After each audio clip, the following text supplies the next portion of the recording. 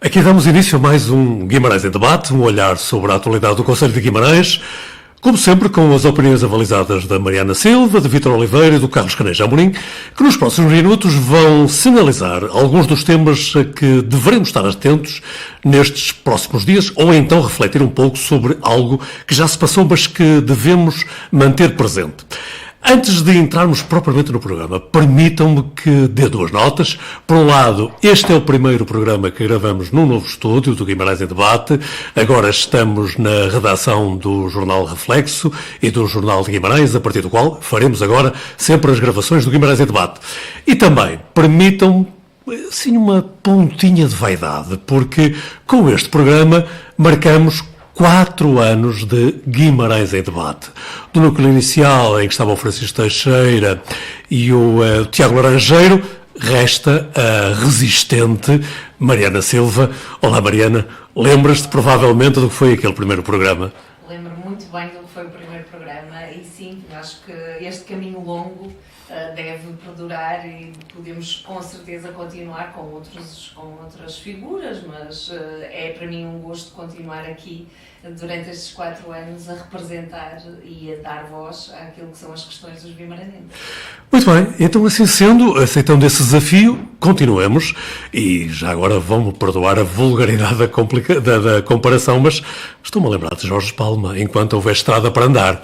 Nós vamos continuar. Bom, para hoje, o painel entenda que há aqui alguns assuntos sobre os quais devemos manter alguma atenção. Por exemplo, o Vítor Oliveira acha que já se falou sobre as refeições escolares nas cantinas de Guimarães, mas que é bom voltar a esse tema e lá mais para a frente o Vítor vai-nos explicar porquê. Também, destes dias, há uma mudança. O Carlos Caneja Amorim não levanta aqui questões de geometria, mas ele quer refletir um pouco sobre esta transformação de um quadrilátero num pentágono. Veremos lá mais para a frente o que é isso. E para o final, a Mariana volta ao tema da habitação. Bem-vindos a mais um Guimarães em Debate. Vítor Oliveira, refeições escolares, já foi muito falado, já foi muito debatido, mas o Vítor acha que é importante voltar a refletirmos um pouco sobre isso. Olá, António. Cumprimento também os elementos do painel. Eu não vou falar daquilo que já foi falado. Aliás, eu prefiro sempre falar do futuro do que do passado, porque do passado não podemos alterar rigorosamente nada. O presente e o futuro é aquilo que nos leva a conduzir e a ter boas práticas públicas e, nesse sentido, trago este assunto à colação porque as refeições escolares deveriam de ser uma preocupação não só do município de Guimarães, mas de todos os autarcas que lideram as 308 câmaras municipais. E eu trago aqui um exemplo de um município de Almeirim. O presidente da Câmara, Pedro Miguel Ribeiro, por norma, almoça uma vez por semana nas escolas públicas do concelho, desde a creche à AEB 2-3. Ora, qual é a mais-valia desta ação? É que, de uma forma surpreendente, sem estar a anunciar a sua presença, acaba por verificar em loco de que modo é que os seus alunos e a comunidade escolar, apesar de não votar, mas têm as famílias e têm os pais que exercem naturalmente a sua influência, porque sabendo que os seus filhos estão a ser bem atendidos, naturalmente estão por osmose a cativar a atenção do eleitorado relativamente à questão dos autarcas. Ora, ele criou o desafio Pai, Mãe, almoça comigo. É que ele não vai sozinho. Ele convida os pais e as mães dos alunos a também acompanhá-lo. Ora, perante isto, faz com que aquelas dúvidas que se criam de que forma é que as refeições são servidas aos seus alunos não se coloquem. Ora, eu sou do tempo em que eu fazia questão, António, de almoçar na escola. Não era questão do valor ser mais barato, não ser mais barato, porque eu gostava mesmo de almoçar na escola. Portanto, tenho 46, 10 anos, quando tinha, estamos a falar de 36 anos.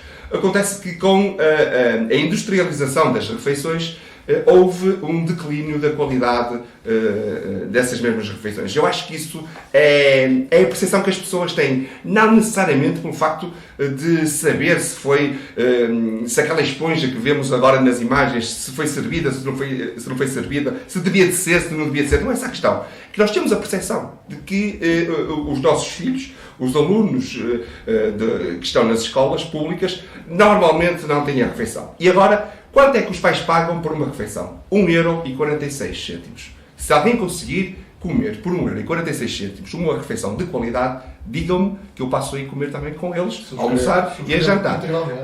Ora, os pais não se importariam de pagar mais um pouco, pagar 2€, pagar 3€, desde que a qualidade fosse atendida. Outra questão. Há escolas onde as refeições chegam ao meio-dia menos um quarto. Os alunos só almoçam à 1:15. Se, eventualmente, as refeições fossem confeccionadas na própria escola, se fossem criadas condições para tal, certamente que não comiam a comida aquecida, comiam a refeição servida na hora e era uma forma de a qualidade estar salvaguardada.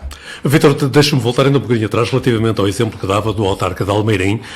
Nada impede também que os pais e os encarregados de educação almocem no refeitório da escola. Era uma forma até das próprias associações de pais, entre eles, voluntarizarem-se para, de tempos a tempos, um deles ir almoçar na escola e, de alguma forma, também podia dar o seu contributo. Isso acontece quando há festas temáticas.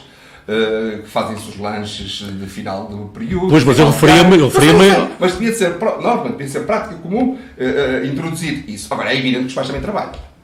Claro. E terem que se deslocar todos os dias num sistema de rotatividade, porque uma associação de pais há muita dedicação, muito empenho acho que seria mais difícil essa questão. Confeccionar a comida na escola podia ser uma solução, não diria voltar aos tempos de antigamente, mas fazer um upgrade no sentido de acabar com este estigma de que os alunos não são atendidos com qualidade nas suas refeições. Mariana Silva, também almoçavas na cantina da escola? Fui uma criança muito mimada, então eu ia almoçar à avó. As refeições eram feitas... As uma burguesa. Exatamente, ia almoçar à minha avó, que muito bem cuidou de mim. Mas este é um assunto ao qual de vez em quando voltamos, porque há sempre muitas queixas relativamente às refeições escolares. De tempos em tempos, os alunos e os pais dão voz a esta questão da qualidade dos alimentos. O que não quer dizer que eles não tenham ou não correspondam aos nutrientes que são necessários e que estão enquadrados. E que podem ou não ser respeitados dentro deste 1,46€, porque este valor foi pensado por alguém, foi estipulado, foi tabulado e por isso tem que ser dentro deste valor que se oferecem as refeições. Agora, fiquei muito contente porque o Vítor vir dizer que as refeições devem voltar às cantinas escolares a ser confeccionadas nas cozinhas das escolas. É uma medida que defendo há anos, não é? E que defendemos há anos desde que passou para este sistema. E porquê? Sobretudo por aquilo que a senhora vereadora, que é aquilo que podemos ler nas notícias, disse. São 75 cantinas, são 10.000 almoços por dia e com as dificuldades que acarreta toda esta gestão de andarem as refeições a passear até à escola, até à última escola onde é servida as refeições a estes alunos. E por isso acontece o problema que nós vemos na imagem de oxidação do ovo, porque ficou demasiado tempo à espera. E aqui também é da responsabilidade das nutricionistas que sabem que aquilo acontece àquele alimento. E por isso temos que ter algum cuidado quando se faz a emenda. Por isso há aqui todo um conjunto de questões que poderíamos levantar. Mas não deixa de ser interessante que, pegando na questão da vereadora, que quando se fala em refeições escolares, rapidamente responde com aquela dificuldade que não só ela enfrenta, não só enfrentam os professores, mas também enfrentam os pais e os familiares das crianças, que é a de comer verduras e frutas, não é? A de ter uma alimentação variada. e equilibrada. Que sabemos que é mais difícil, porque a alimentação tornou-se em algo mais processado e rápido, porque os pais não têm tempo. Se os pais não têm tempo para ir verificar a comida à cantina, imagine-se depois fazer o almoço e o jantar em casa, não é? Só fazem o jantar, fazem muito apressado, porque é os duches, é os TPCs, é tudo, é o futebol, é o balé, é não sei o quê, e depois as crianças chegam a casa, já comem tarde e já não há aquele tempo à mesa de conversa e até também de partilha de sabores, e por isso toda esta vida agitada que hoje nos é imposta também contribui para aquilo que tem sido a educação alimentar das nossas crianças.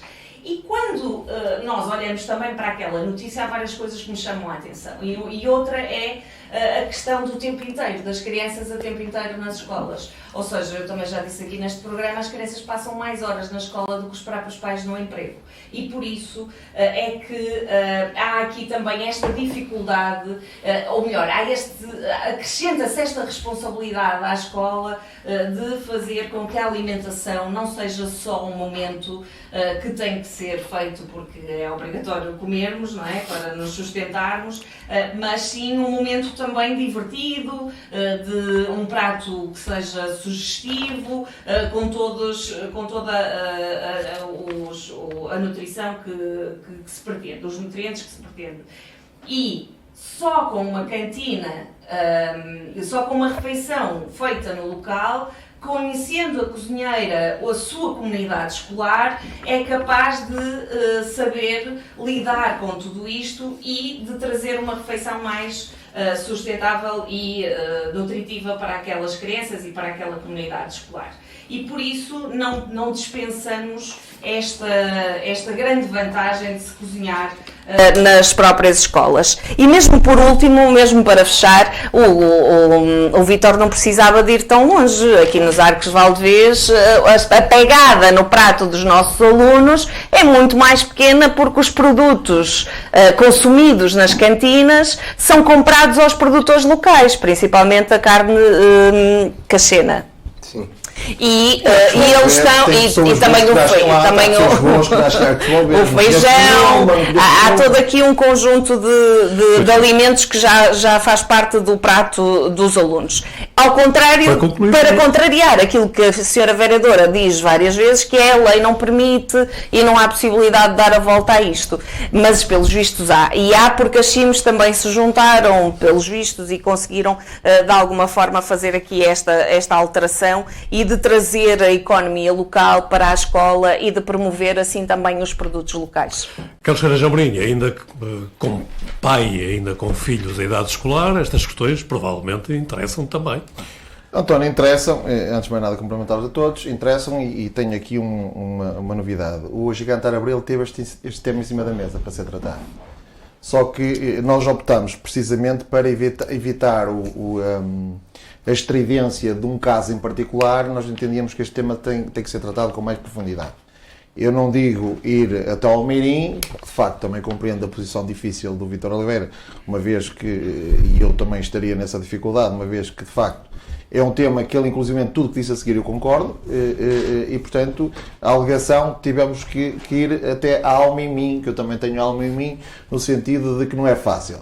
Mas eu ainda vou mais longe que o Vítor Oliveira, eu vou até ao Vaticano, porque lembrei-me do local de residência da Santa Estefânia, que é uma santa da Igreja Católica, e eu recordo-me perfeitamente que na Santa Estefânia, voltando a Guimarães, na Santa Estefânia, que em Guimarães, que é um colégio que todos nós conhecemos, no dia de aniversário dos pais, quando é o pai, vai o pai à escola, quando era a mãe, vai a mãe à escola. Eu tinha uma dificuldade porque a cadeirinha que nós tínhamos que sentar era mesmo a cadeirinha da criança, e nós íamos à escola almoçar com os nossos filhos no nosso dia de aniversário. E, de facto, bem, a Santa Estefânia tem uma cozinha que produz os alimentos e é de uma qualidade excepcional e, portanto, nada havia a apontar. O que aconteceu aqui, e acontece de raiz, a grande dificuldade que acontece aqui de raiz, é que, e o Vítor tocou no ponto base, que é, por 1,42€ estão à espera de quê? 46. Estão à espera de quê? 4 cêntimos fazem. Exatamente. Fazem toda a diferença. Estamos a falar de valores? Não, faz toda a diferença porque em vez de polvo, podemos ter os douradinhos cheios de óleo, não é? Com aqueles fritos carregados. Em primeiro lugar, dizer o seguinte: como sabem, eu tenho uma simpatia profunda pela vereadora Adelina Paula Pinto, considero amiga pessoal, mas a porta aqui não misturar as coisas. E tenho que lhe dizer, até porque ela amanhã vai estar na conferência que nós vamos realizar do Gigante Abril, que a resposta que ela deu foi trágica. Portanto, eu não consigo dizer isto de outra forma. Porque, inclusivamente, veio dar mais gás à questão. Porquê é que veio dar mais gás à questão? Porque a resposta que deu, em primeiro lugar, importa dizer que eu tenho 3 filhos, a Glória que está no ensino básico, nada a apontar em termos de alimentação, as coisas está na pegada, não tem nada a apontar, mas os 2 meus filhos mais velhos já várias vezes não conseguiram comer porque o que lá está não tinha condições mínimas para alimentar. Porque perceba-se, se a matéria-prima estrutural de uma alimentação é o peixe ou é a carne, vocês têm ido ao supermercado, não? É que a questão o peixe neste momento é mais caro que a carne. Portanto, e o peixe de qualidade, onde é que se arranja peixe de qualidade a estes preços? Portanto, inclusivamente, quando há o caderno de encargos destes concursos para fornecer esta alimentação, necessariamente não venham os políticos dizer que desconhecem. E muito mais, não venham numa geração, as gerações anteriores querem fazer ditadura com a nova geração. Quer dizer, a nova geração é que vai ter que comer as couvinhas, vai ter que comer fazer experiências macrobióticas. Quer dizer, e por outro lado, e depois a contradição, porque nós não podemos às segundas, quartas e sextas defender a gastronomia do Minho e depois dizer que os meninos têm que aprender a comer tudo o que não tem a ver com a gastronomia do Minho. E, portanto, eu acho que andámos muito a brincar com as palavras, não andámos a brincar com os exemplos. Factual, os políticos sabiam perfeitamente que a alimentação não ia ter qualidade. Ponto final. Ao lançarem concursos com estes valores. Portanto, os pais estão há muito tempo furiosos com o que está a acontecer. Há muitas pessoas a levar para a escola, de facto, a comida, porque de facto não há, muitos vão ao comércio que há nas redondezas para esse efeito, e portanto não vamos criar aqui o homem novo e obrigar as novas gerações a pagar pelos pecados que fomos nós que cometemos. Por outro lado, temos que ser verdadeiros. Temos que ser verdadeiros e admitir que com estes contratos que são celebrados, lançados pelas entidades públicas, o político sabe que aquela alimentação não vai ter qualidade. Muito bem. E, portanto, tem de pagar o preço político disso, tem que assumir, porque eu entendo que, inclusive, só para concluir, porque é que a Gigante Abril não queria lançar isto com base no encontrar alguma comida para lançar a polémica? Porque nós entendemos que isto é uma questão que vem do próprio governo. Isto é uma questão que vem do próprio governo. Isto tem que ser o governo a definir de uma vez por todas e atenção, também sendo justo com as câmaras municipais. Nós temos que dar dinheiro às câmaras municipais para poder pagar mais, para haver qualidade na comida. Eu estranhei, fui a Mariana, e bem-me gostar de dizer isso, porque a Mariana hoje traz laranja e verde, 2 cores que eu adoro. Mas um tema que o PCP lança, e eu concordo, é a questão de as cantinas não serem com recursos humanos próprios. Portanto, que é um foi tema aquilo que eu defendi. Sim, mas eu estava tão entusiasmado com o laranja e com o verde que eu estou a desculpa. E portanto, para dizer o quê? PCP e os verdes. Eu acho que esse é um tema que acho que é credível, que é interessante, porque, como eu digo, por exemplo, quando é na Santa Estefânia, eles têm cozinha própria e a qualidade, porque há um ingrediente fabuloso, metafísico, que é o amor com que se faz as coisas. E às vezes, com um bocadinho de bacalhau que sobra, faz um pastel de bacalhau e a refeição já é fantástica. Vítor Oliveira, sobre este assunto ainda, provavelmente 2 comentários breves. 2 ou 3 ou 4 coisas que fui tirando aqui algumas notas. A primeira. Nós temos que ter muita evidência. Não interessa se é em Arcos de Valdevez, se é em Almeirim, se é em Roma, se é no Algarve. Eu quero os bons exemplos em Guimarães. Vamos deixar de mentalidade paroquial. Peço desculpa. Mas isto tens de dizer ao PS. Agora, eu não interrompi, Mariana, não interrompi. Não é?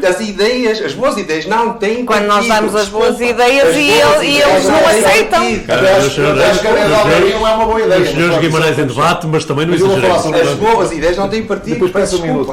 Porque nós temos de importar aquilo que se faz melhor para trazer para Guimarães. Ponto final. Eu não quero saber se já foi o PCP, se foi o PS, se foi o CDS. Há partidos que já apresentaram boas ideias de outra cor, que eu acho que o PS devia ter assumido. Por exemplo, uma saída direta para o Montiusos, na variante de Creixemil. Isto sem querer mudar de assunto. Que foi lançado em 2017, na campanha do André Coelho. É uma boa ideia. Porquê é que Guimarães não coloca? Outra boa ideia foi do CDS. O engenheiro Monteiro de Castro.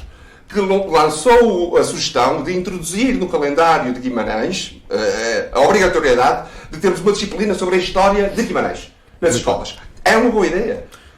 As boas ideias têm que ser importantes. Voltemos às cantinas, Vítor. Só para terminar, seguir bons exemplos, boas práticas públicas, independentemente da questão de Almeirim, e a questão de Almeirim não tem a ver com as refeições, tem a ver com o facto de ele ter lançado o desafio do pai e da mãe terem ido almoçar, e ele próprio fazer um itinerário pelas escolas públicas, vendo in loco a qualidade da alimentação, e não a questão dos produtores. Não vamos misturar as coisas. Eu gostava de... Não, tenho que gostar. Carlos, mas é que tem que ser mesmo por acaso, como sob pena do próximo tema ficar mas muito breve. mais curto. Eu honestamente entendo que a questão do Almeirim nem é uma boa proposta. Até acho que é uma proposta completamente demagógica. Porquê? Porque tem a ver com a questão do contrato inicial. Almeirim, se eles sabem quando ele lá vai, é natural que há alimentação. Mas não é isso.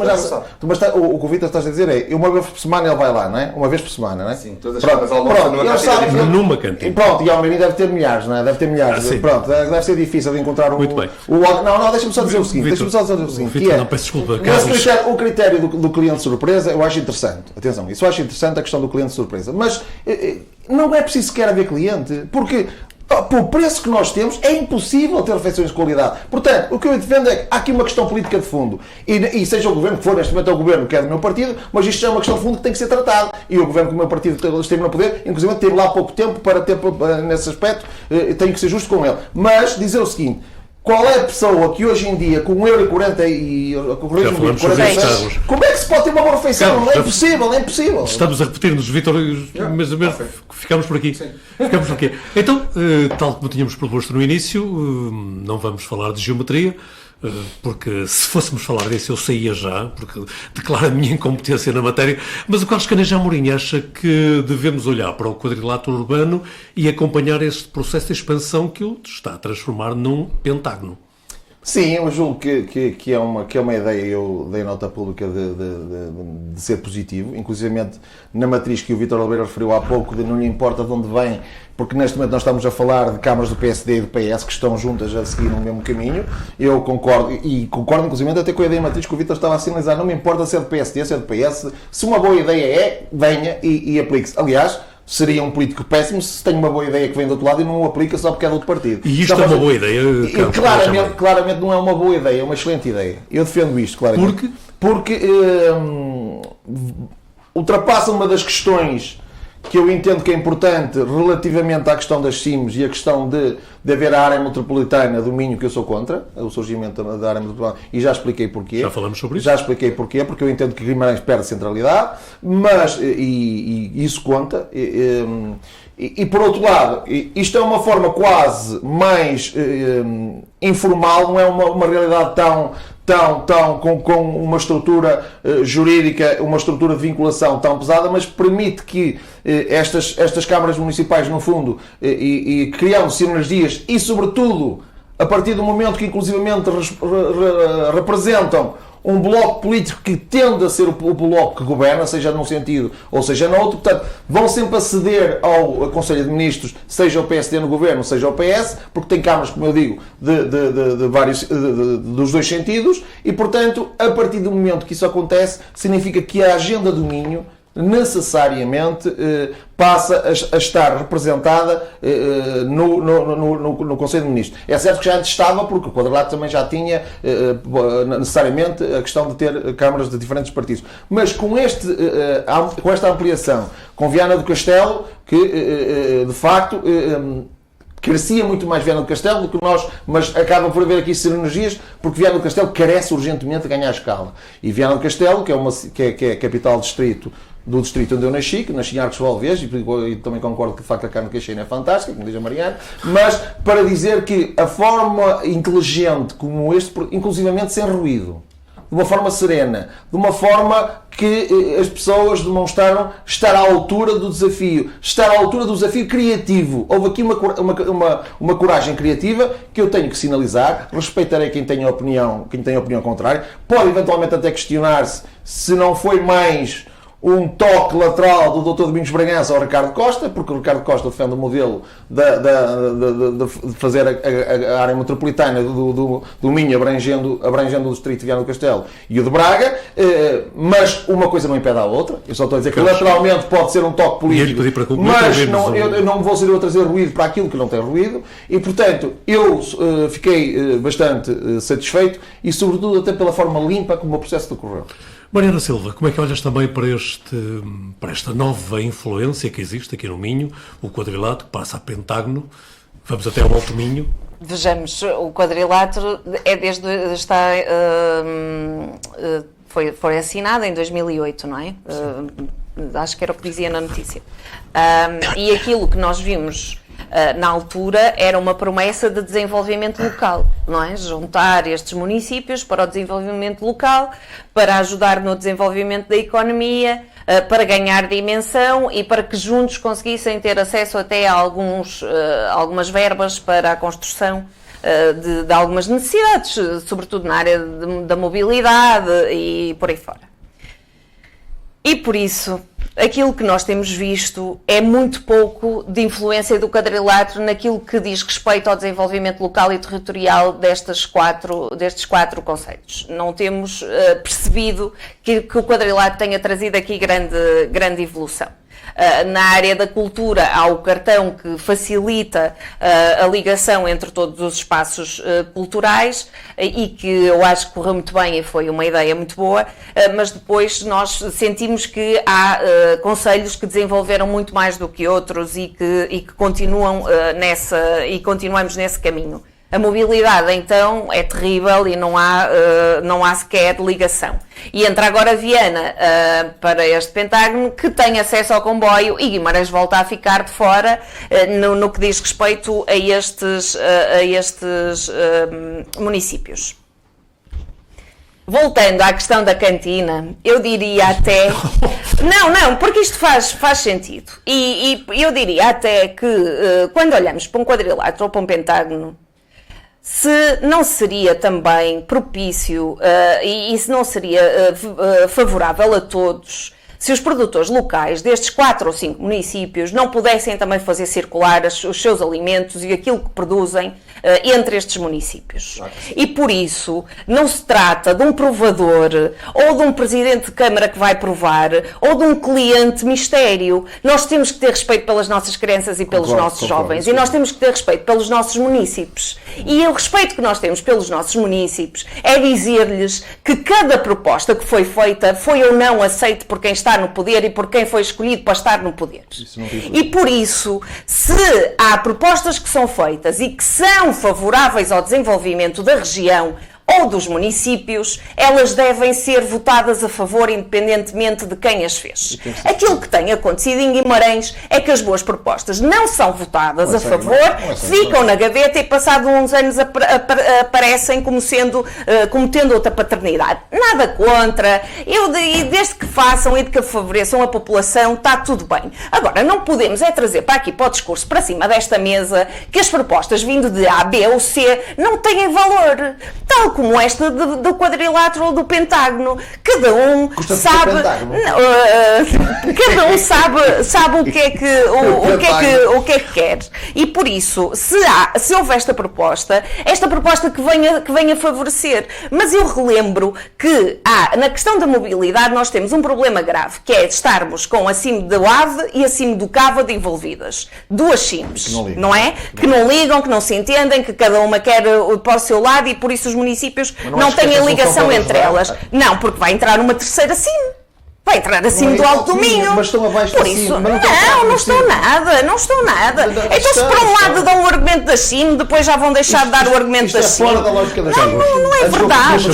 Não é verdade. Nós agora temos aqui envolvidas 3 SIMs. E no que diz respeito à mobilidade, se isto já estava difícil, ainda mais difícil vai ficar. E por isso, aquilo que eu posso concluir desta notícia, em fim de mandato deles todos, o que é que vai beneficiar? Em que é que nós estamos a dizer que o futuro desta região vai ser melhor porque foi assinado este protocolo? Porque o anterior fez só a promessa, não melhorou nada. Por isso, aquilo que nós temos em cima da mesa e aquilo que as pessoas devem exigir é este novo protocolo vai ser levado a sério por estes municípios, por as CIMs aos quais eles pertencem, para melhorar a qualidade de vida das pessoas, tudo muito bem. Se vai ser para ser mais um nome bonito e para não haver área metropolitana e ninguém ficar chateado, aí não é? Aí não me parece que seja favorável. Carlos Vítor Oliveira, e olha também para o Pentágono e para o quadrilátero, e eu fico aqui à espera de ver em que altura é que vai falar outra vez sobre as cantinas. Não falo. O assunto já está integrado. E aquilo que eu disse, eu gosto de olhar para... Porque os seus colegas vieram Pois, novamente mas ao tema. é no passado que se aprende. É no passado que se aprende. Sim, a história ensina-nos também a olhar para o futuro e olhar em frente e resolver os assuntos que vão surgindo e as dificuldades, os problemas, etc. Pronto, ponto, questão focando no assunto quadrilátero passa a Pentágono. Eu sou a favor e não sou. Isto porque a união faz a força. E sou a favor de que quantos mais estivermos envolvidos, quantas mais sinergias elas existirem, melhor, no sentido, quanto mais escala houver, também melhor, no sentido de a região ficar desenvolvida e beneficiar de quadros comunitários, de apoios que possam surgir. Só que existe a questão do protocolo ser assinado no último ano em que os 4 autarcas estão a terminar por lei a sua vigência à frente das respectivas autarquias. Ou seja, não são eles que vão dar continuidade. Mas, António, este assunto de Viana do Castelo já se fala desde 2018. Estamos em 2025. Eu não estava na Câmara, já se falava que Viana do Castelo queria aderir. Porque é que aderiu assim de momento para o outro? E qual é a sua interpretação, Vítor? Eu não sei. É um sonho antigo, de facto, a inclusão de Viana do Castelo, e passaram-se 7 anos. E ao fim de 7 anos é que se assina o protocolo, quando não serão estes protagonistas depois a assumir os destinos das autarquias. Poderá ser um presente envenenado aos executivos que se seguem? Não sei se é presente envenenado. Sei que, eu repito aquilo que disse António, a união faz a força. Agora, também sei que com o António Magalhães, o quadrilátero urbano, quando era Presidente da Câmara Municipal de Guimarães, naturalmente, nunca funcionou. Não houve, portanto, nem ligava ao quadrilátero. O Dr. Domingos Bragança quis recuperar a ligação, ligá-lo mais ao eixo atlântico, o Dr. António Magalhães. O Presidente Domingos Bragança quis recuperar a questão do quadrilátero no sentido de dar importância. Mas a verdade é que, digam-me uma obra que tenha sido feita, que fique na nossa memória para o futuro, relativamente ao quadrilátero. Eu lembro-me de uma, que é o Quartão Cultural, sim, e o Festival da Rua Rendezvous, sim, que foi introduzido. Quanto ao resto, não há muito mais expressão, a não ser apoios de candidaturas, mas não há uma obra emblemática em relação ao quadrilátero. Portanto, não são nestes meses que o Pentágono vai fazer algo diferente. Carlos Caneja Amorim, mas peço-lhe mesmo que seja brevíssimo. Precisava mesmo de ser aqui algumas. Em primeiro lugar, dar os parabéns ao Tiago Mendes Dias do Reflexo, que de facto o artigo sobre a Praia Seca ajuda a perceber porque é que mais um verão em que nós não temos uma praia fluvial, só para fazer uma homenagem à questão que estamos a fazer o primeiro programa aqui nas Teipas. Só o Pentágono dizer o seguinte, foi uma forma bastante inteligente que se encontrou precisamente de conciliar 2 projetos, que é aqueles que defendem a área metropolitana e aqueles que defendem continuar como está em termos simples. Posso explicar porquê? Porque estamos aqui a falar de uma outra plataforma de ação. Uma coisa é a plataforma de ação no quadrilátero e outra coisa é a plataforma de ação nos CIMs. Cada um tem atribuições e competências que a lei permite atuar. Quando estamos aqui a falar de uma lógica de os municípios poderem permitir conversar uns com os outros e estabelecer projetos que no fundo é como no fundo fez muito a União Europeia, que é ir aproximando a legislação, neste caso é ir aproximando as práticas. O exemplo que deu a Mariana, o facto de não haver área metropolitana do Minho, mas haver uma relação direta, uma instituição em que se sentam à mesa os presidentes de câmaras de vários conselhos, permite que eles estabeleçam, nem que seja informalmente, nem que seja numa lógica de partilharem um planeamento, que é o que falta em Portugal. Planeamento. Muito bem. Não, planeamento, não no sentido, porque estava-me a lembrar logo aqui do Francisco Teixeira, que é na lógica do Lenin e do Stalin, não é nessa perspectiva do planeamento. Planeamento implica sempre concertação na proximidade e de estratégia. Portanto, porque não, a nível de contratos, de transporte público, os municípios conversando uns com os outros, não estabelecem ali uma plataforma de ação que depois vai ser adotado em cada uma das câmaras. Voltaremos a isso. Mas temos mesmo só mesmo aqui, porque acho que isto é um tema bastante interessante. Porquê? Por exemplo, o Festival Vaudeville, que foi feito no Quadrilátero, eu adorei e atingiu um nível que nunca atingiria se não houvesse a questão do quadrilátero. O quadrilátero, basicamente, de facto, como o Vítor falou, foi mais na questão cultural, foi mais na questão, mas necessariamente não tem que ver só necessariamente com os projetos que nós identificamos com o quadrilátero. Também há a questão das sinergias e das ideias e da partilha de projetos que depois podem estabelecer, que no fundo mesmo não sendo deliberado na ata da CIM ou do quadrilátero, podem eles trazer os projetos para cada uma das câmaras e aprovar esses projetos em cada uma das câmaras municipais. Vem aí um tema que o Carlos Carneiro Amorim, certeza, também vai querer intervir. Mas assim não, Carlos, não vamos lá, não vamos. Só mesmo estes 3 segundos, porque estamos no tempo da Páscoa e eu mereço ser perdoado. Que é, até porque abuso, e portanto peco. E portanto, que é o seguinte, que é, porque é que isto não é um presente envenenado? Dos Domingos Bragança, neste caso, para o Ricardo Costa. Porque permite precisamente que o Ricardo Costa se entender avançar. Espera aí, Carlos Carneiro Amorim está a admitir que já conhece o novo Presidente da Câmara? Não, se for não, Presidente envenenado.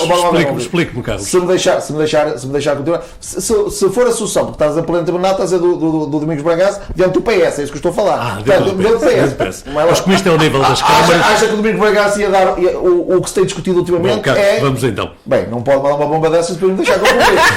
Você que é o culpado, meu amigo, agora Vasco. E eu agora vou ter que explicar. E portanto, não estou a brincar, no sentido de quê? Que é, o que tem estado, como a o que tem estado em cima da mesa é a hostilidade entre o Dr. Domingos Bragança e o Ricardo Costa. Isso é evidente. E portanto, o que ficou aqui a insinuação, se o Ricardo Costa e o Domingos Bragança estão a trocar aqui uma jabs em termos de boxe dentro de casa, e eu entendo que neste caso há outras que sim, e o do tema a seguir eu vou demonstrar que há outras que sim, e aí não sei se vamos ter tema a seguir, é que os seus colegas também vão querer intervir agora. E aí serei bem duro, mas neste caso eu entendo que de facto aqui não houve nenhum veneno, não houve nenhuma maldade. Vítor Oliveira. Só uma questão muito rápida, porque no quadrilátero a direção e a gestão do organismo é feita de uma forma rotativa. Todos os anos muda. E quando o município está na administração da organização, da entidade, puxa a brasa à sua sardinha. Ponto final. E vai acoplar, captar todos os meios. E aquela cooperação que era aonde? Não se concretiza. Cooperação aonde? Portanto, não se concretiza.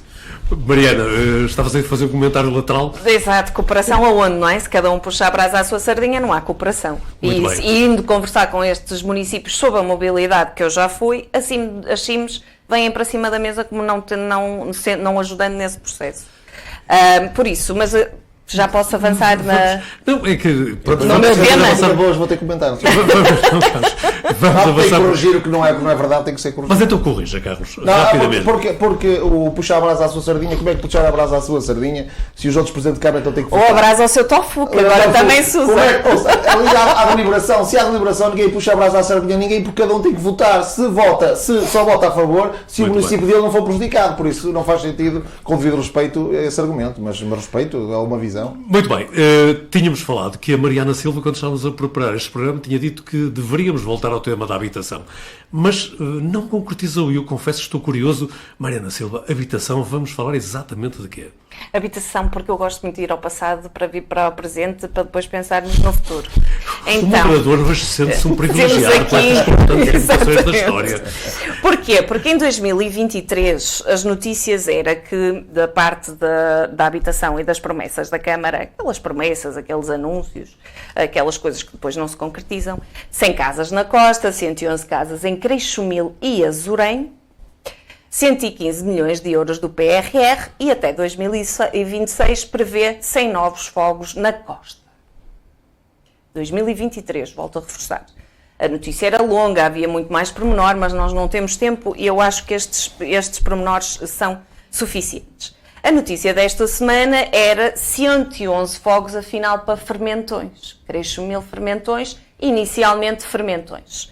Fermentões não estava na lista anterior. Se nós andamos sempre neste jogo, no vai e vem. Acrescentando agora que até Santo Cato e Briteiros entram nas contas porque, pelos vistos, também precisam de habitação. E dentro deste bolo, que é de 115 milhões, se não me engano, se não me baralho aqui nestas contas, não, 115 milhões era em 2023. Agora são 132, penso eu, na notícia desta semana, mas posso estar a errar nos números, que estão disponíveis para a construção de habitação.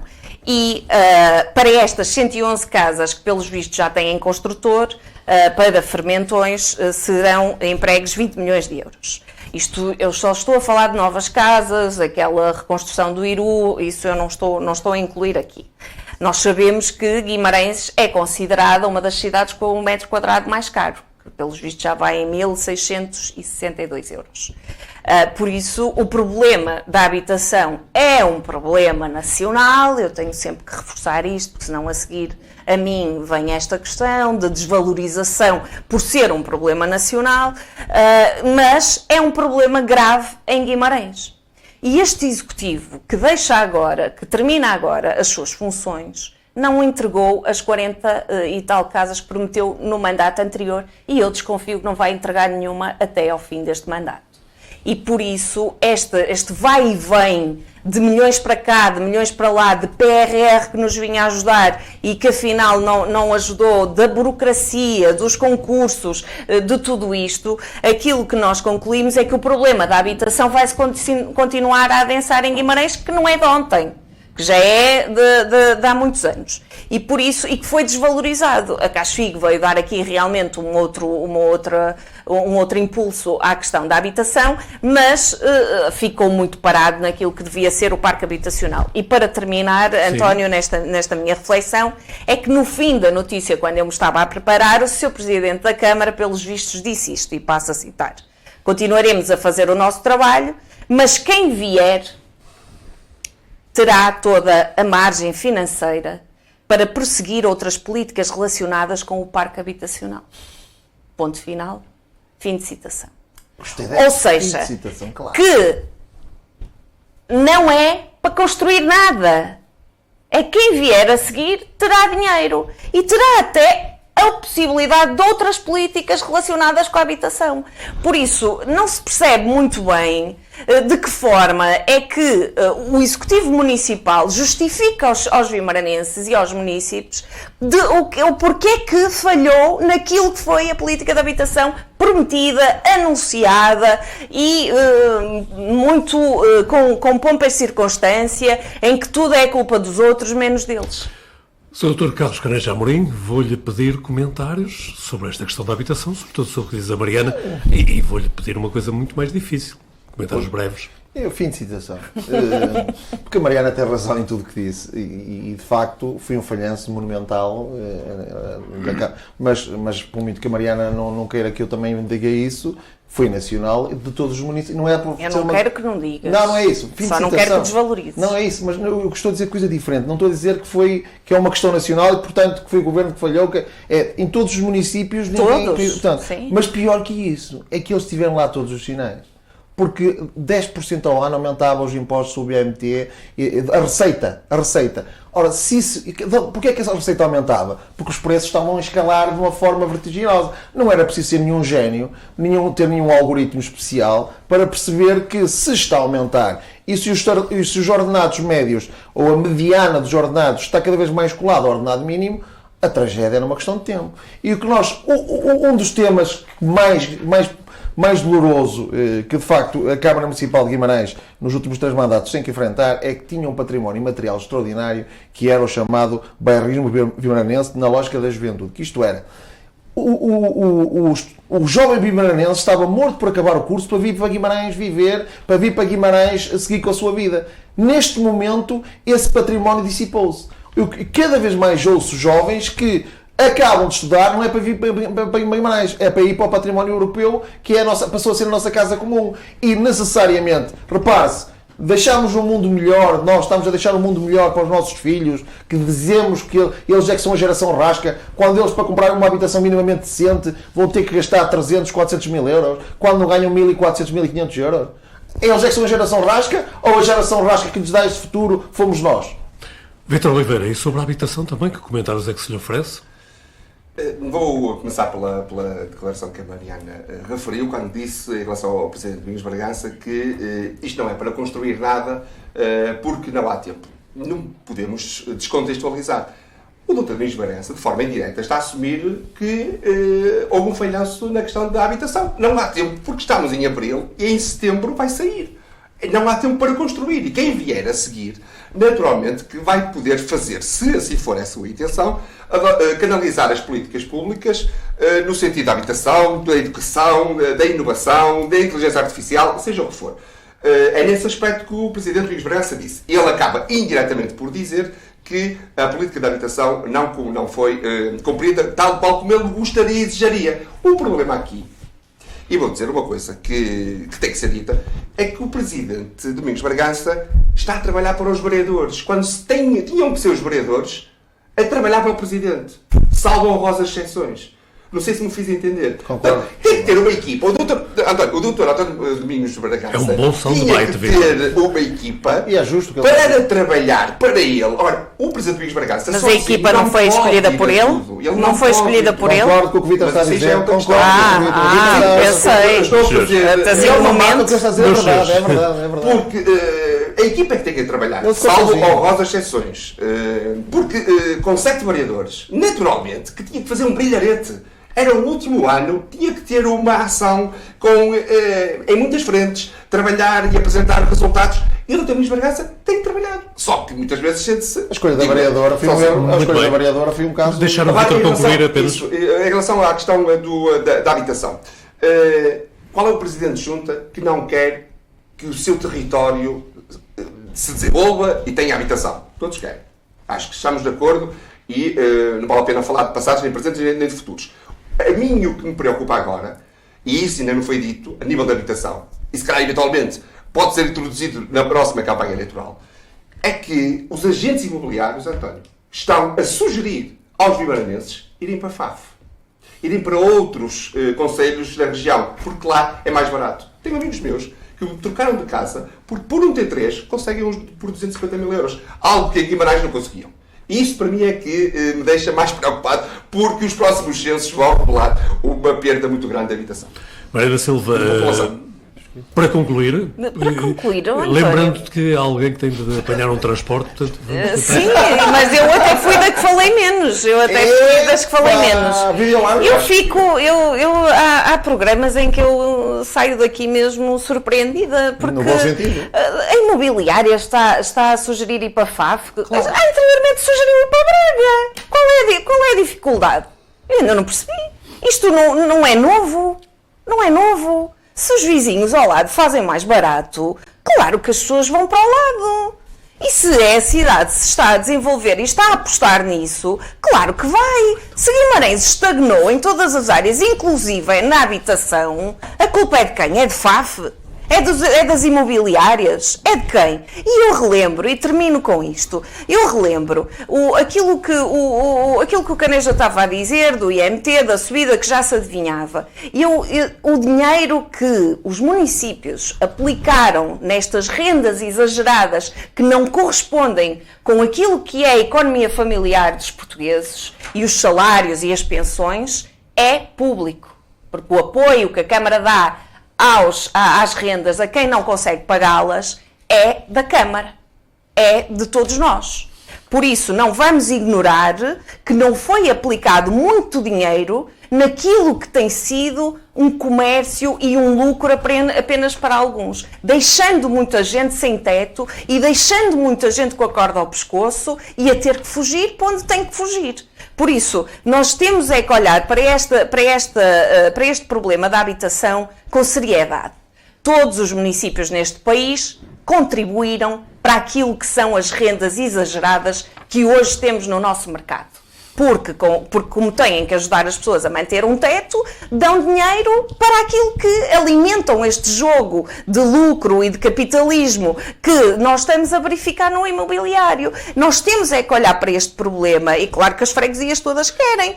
E o que não falta é a promessa da Câmara, como eu acabei de dizer, que é Costa, que é Crescimil, que é Azurém, que é Fermentões, afinal é Santo Gato, depois é Briteiros. Por isso, eu voltando mesmo para concluir, promessas e anúncios, foi aquilo que nós tivemos. Muito bem.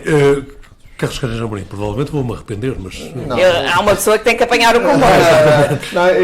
Eu recordo-me de analisar a questão dos programas de habitação que havia no tempo da URSS, em que obrigavam as pessoas a viver num apartamento, obrigavam a viver 5 famílias, quer dizer, convém também que se tenha memória de que demagogia... Em 82 viviam-se 2 famílias. Viviam 2 famílias. Sabes quantas vivem hoje? Mas a questão Se calhar vamos ver quantas vivem hoje em cada apartamento em Guimarães. Nós temos que ser sérios relativamente à questão... Se calhar vamos ver. Nós temos que ser sérios no dizer o seguinte. Eu também temos que dizer, por exemplo, que no Porto e sobretudo em Lisboa, muitos proprietários foram obrigados a ter rendas de miséria para que as pessoas, para que o Estado ocupasse o papel que o Estado não tinha e que Isso não fazia. foi a obrigação de quem? Foi por lei, fez-se. Por lei! Os governos, à custa dos proprietários, deram habitações os governos. Quando devia ser os governos, já assumiram. Pronto, então os governos pagam por isso. Não, mas muito rápido dizer o seguinte, é natural que em Guimarães seja mais caro porque nós somos território sagrado e é sempre mais um bocadinho, é normal, mas só para dizer o seguinte, que é possível o seguinte, que é necessariamente Guimarães também teve uma preocupação, sendo honesto, quer dizer, uma preocupação de eu tenho mais orgulho em Guimarães do que quando a gente chega a Braga e vê-se aqueles prédios em todo lado, sem nenhuma noção de estética, sem nenhuma noção de envolvimento urbano. E eu tenho orgulho da forma como a cidade de Guimarães está feita e houve essa cautela. Agora, nós temos que ter presente que, de facto, não só a Câmara Municipal não foi previdente e, sobretudo, não utilizou dados, e sendo o Dr. Domingos Bragança de Economia, era importante que tivesse essa noção. Mas dizer o seguinte... Não, já disse tudo, tenha paciência. A última frase, juro. Como é que os concursos ficam desertos, António? Como é que eles não têm noção dos preços de mercado? Não há habitação porque os concursos ficaram desertos. Domingos Bragança já explicou isso várias vezes. Mas explicou mal e não disse a verdade. A verdade é que a Câmara Municipal sabia que eles iam ficar desertos. Vítor Oliveira. Eu, quando falei de FAF, falei também de conselhos vizinhos. Braga, Póvoa de Lanhoso, Vizela e outros que são conselhos vizinhos. Muito bem. E agora sim, apesar de já termos ultrapassado o nosso tempo, reservámos sempre um minuto para algo que devíamos falar e não falámos e que fica uma espécie de sinalização. Mariana Silva, tu ainda querias falar de algo que tem a ver com património? Ora, explica lá. Então, primeiro, porque como voltávamos para as taipas para gravar o programa, eu achei que seria o momento ideal. E depois, porque as últimas notícias também me têm deixado muito apreensiva. Então, este é um artigo que saiu na AGIT, que é uma publicação da Juventude Comunista, a nível nacional, por isso uma publicação a nível nacional fazendo referência à festa das Nicolinas em Guimarães, trazendo com certeza mais gente para esta festividade e dando voz às mulheres. E dando voz às mulheres, porquê? Porque não deixa de ser interessante que a Inês Macedo, que é a presidente da Associação de Estudantes da Escola Secundária das Taipas, fala aqui sobre a participação das mulheres nesta festa e por isso deixar também a curiosidade para lerem e para terem acesso a este documento. E diz que as presidentes das associações de estudantes em Guimarães são todas mulheres. O que não deixa de ser um orgulho e o que não deixa de ser aqui uma lufada de ar fresco. Em tempos em que se vê jogos de computador que apelam à violência contra as mulheres, em que se vê os Estados Unidos da América a dizer que a palavra mulheres não pode entrar nos documentos oficiais, em tempos em que a violência contra as mulheres e o retrocesso está cada vez mais imposto na nossa sociedade. E eu acho que isto é gravíssimo, eu acho que nos temos que unir todos para lutar contra este caminho de retrocessos no que diz respeito aos direitos humanos, porque falar dos direitos das mulheres é falar de direitos humanos, e não podemos permitir. E isso é o caminho que alguns querem fazer e esses alguns não podem ser considerados.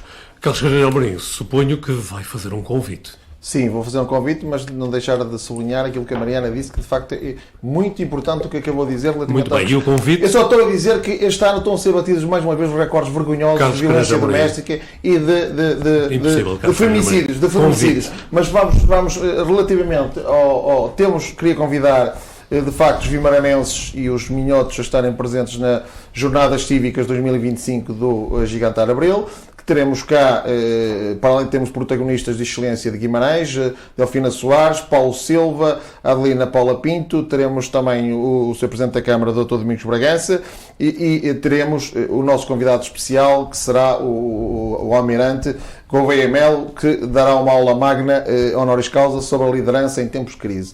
De facto, estamos em tempos de crise. Aliás, nós inclusivamente importa ter presente que se isto já não estava fácil, desde que o Sr. Trump acedeu ao poder, isto de facto ameaça ficar pior.